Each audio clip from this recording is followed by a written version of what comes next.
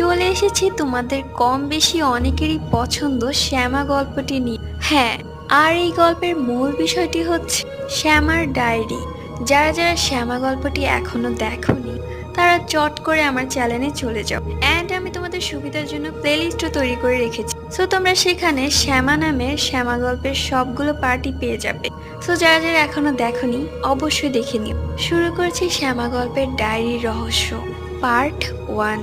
তোমরা তো জানোই মা বাবার একমাত্র মেয়ে শ্যামা। সেই দিন কি এমন হয়েছিল শ্যামার সাথে যার জন্য শ্যামা সুইসাইড করতে বাধ্য হয়েছে।